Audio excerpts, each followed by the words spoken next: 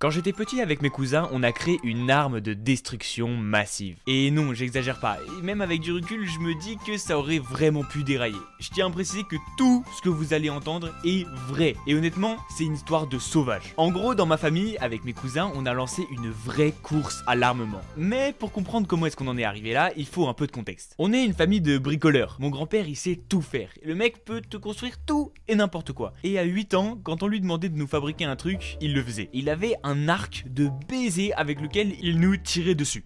Non, je rigole. Il tirait sur une cible super nonchalamment et ça nous a donné envie de faire pareil. Donc on a demandé des arcs, une branche de noisetier, une corde bien tendue et t'as un arc. Voilà, c'est pas très compliqué. Sauf que nous, ça nous suffisait pas. Et entre chaque vacances, on en perdait, puis on en refabriquait, on en retrouvait les anciens, et on s'est retrouvé avec un petit arsenal d'arcs et de flèches. À 8 ans, hein, on rappelle, enfin à 7, 8 et 9 ans, voilà, mais à environ 8 ans. Et comme tout bon groupe armé, il nous fallait une base. Dit comme ça fait vraiment groupe terroriste. Donc on a demandé de l'aide pour une cabane. Un truc simple, hein, juste des bâtons croisés sous un arbre. Il nous a fait une maison. C'est bon ? Une vraie petite maison en bois avec des tuiles, terrasses, vue sur tout le jardin. Vraiment une base à plus 1 million aura. Et à partir de là, on a juste passé toutes nos journées à tirer sur des cibles avec nos arcs de neuil. Jusqu'au moment où on s'est dit, ça serait quand même plus drôle hein, si on se tirait dessus. Si on se tirait dessus. Voilà, on se tire. Grosse erreur, c'était le début d'une surenchère qui n'était pas près de s'arrêter. Nouvelle étape, les épées. On a pris des planches, on les a découpées, peintes et on s'est tapé dessus. Mais bon, une planche, ça coupe pas, super décevant. Donc moi à 9 ans, j'ai essayé de régler le problème et je me suis improvisé forgeron. J'ai pris une ponceuse électrique, je l'ai bloquée avec mes pieds et j'ai poncé un bout de bois pendant des heures. Et je me suis même poncé le doigt au passage. Et au final, plus de peau sur le doigt, mais une épée bien tranchante. Et d'ailleurs, regardez, j'ai fait une reproduction il y a pas longtemps, voilà. Et elle tue sa mère, elle est trop stylée. Je sais, je suis trop fort. En tout cas, quand on s'est lassé de se taper dessus avec nos épées, et ben on est passé à la guerre moderne. Il paraît que le sous-sol du jardin de mon grand-père est plein de pétrole. J'ai bien l'impression qu'il va devoir goûter à un petit peu de démocratie, hein. Les fusils. Bon, ça tirait pas vraiment, hein. On les avait customisés avec des viseurs, chargeurs, couleurs. On faisait des 2v1 dans le jardin, c'était super drôle. Et à la même époque, on a ajouté à la réserve une arbalète, des bombes à eau et même une cabane dans les arbres. Comme dans Fortnite, hein, c'est plus facile quand on a la hauteur. On commençait vraiment à partir en couille. Et là, il faut que je vous parle d'un truc, les filles. Parce qu'en face, il y avait nos sœurs de 5 ans. Et on avait trop la haine parce que c'était juste les préférés. Voilà, jamais engueulé, jamais de corvée, elles mettaient pas le couvert, elles débarrassaient pas. Et nous, on était juste là. Donc forcément, c'est devenu le camp ennemi. Et à ce moment-là, on a créé un jeu qu'on a appelé l'attentat. Je vous jure que c'est le vrai nom, hein, voilà, bon, on était vraiment con. Les règles étaient super simples, voilà, juste il y avait des petits chemins dans le jardin, on se foutait dans un virage et on disait un truc pour les attirer. Les filles, on a du chocolat, venez. Et dès qu'elles arrivaient, on se mettait à les courser à travers tout le jardin en leur tirant des flèches dessus et en les poursuivant avec nos épées. Et une fois que c'était fini, bah on recommençait. Voilà, on se refoutait dans enfin, je vais pas vous refaire le schéma. Non, tu dégages. Les filles, venez, on a des bonbons. Et plus le temps passait, plus on devenait organisé, même peut-être trop organisé. Parce qu'à ce moment-là, on avait changé d'échelle. On avait reçu de notre fournisseur officiel un lance-fusée. Alors dit comme ça a l'air insane. Et ça l'était. Mais en pratique, c'était super simple.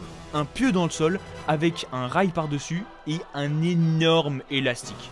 Une sorte d'énorme arbalète qui propulsait des fusées dont le design était inspiré de la fusée de Tintin. Donc ça ressemblait vraiment à des missiles. Ce truc était surpuissant. Il était capable de lancer des projectiles de 1 à 2 kg à presque 100 mètres. Je rappelle, on a entre 7 et 9 ans. Et on se retrouve avec un truc comme ça entre les mains. Après pas mal de pratiques, on a appris à le maîtriser. On ajustait l'angle d'inclinaison, la tension de l'élastique. Ça donnait vraiment l'impression de piloter un tank.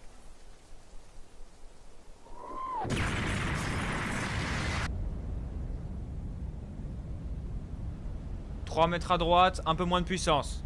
Un peu moins de puissance. Pareil. Feu!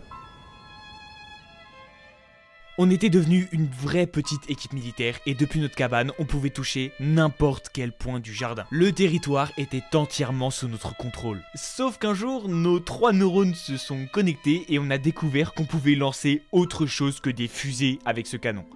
Vous la sentez la mauvaise idée là, vous la sentez venir. À côté du QG, il y avait une vieille cuve remplie d'eau de pluie. Et pendant 2 ans, on a pissé dedans. Voilà, on pissait dedans tout le temps. Dès qu'on était dehors et qu'on avait besoin de pisser, on allait pisser dedans. La légende veut même qu'il y en ait un qui est chié dedans. Voilà, il y en a une, carrément c'est pas une légende, je vous le dis, il y en a un, il a chié dedans. Par contre, je vous dirai pas qui c'est. Je vous dirai pas qui c'est. Non, là, vous en demandez trop. Et un jour, on a eu une idée de fou, une idée de zinzozilesque. On a pris une bouteille, on l'a remplie avec ce liquide du démon et on a chargé le lance-fusée.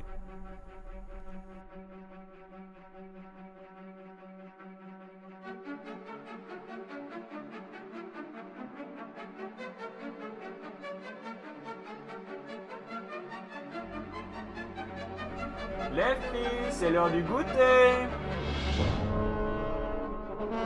On arrive.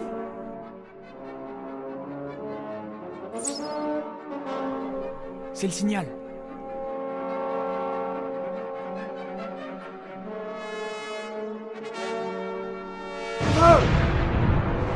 La bouteille part.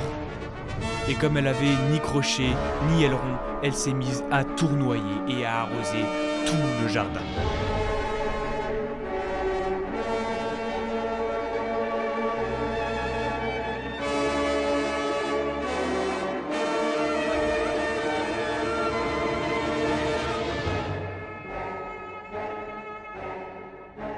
Ce jour-là, le projectile a atteint son objectif. La cible a été abattue. Les filles, le sol, tout. En cette funeste date que l'histoire ne retiendra pas, la guerre prit fin. Mais c'est pas fini. Aujourd'hui encore, les tensions subsistent, mais sur un autre terrain. Je m'explique. Là, je vous ai raconté comment est-ce qu'on s'est tapé dessus quand on était petit, mais en réalité, j'ai fabriqué bien d'autres choses. Des bateaux, d'autres cabanes, et même des meubles. Et sans vouloir me vanter, je me débrouille. Maintenant, prenez ça, et le fait que j'ai été refusé de toutes mes écoles d'art et mon génie militaire.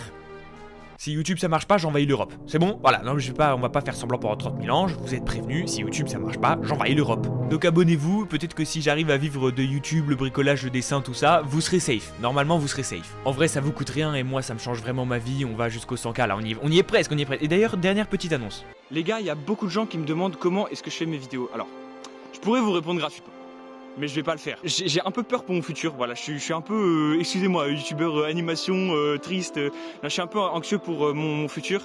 Donc si je peux faire de l'argent sur les trucs que je sais faire, je le fais. Voilà, je vais pas vous mentir, vous en saurez plus sur mon rapport à l'argent de toute façon dans la FAQ, mais je pense que je vais vendre une longue vidéo qui vous expliquera comment est-ce que je bricole. Encore une fois, c'est pas professionnel, comment est-ce que je bricole, ce sera pas une formation, ouais, t'es sûr de percer, machin et tout, ce sera comment bricoler tes petites animations, voilà, tranquille.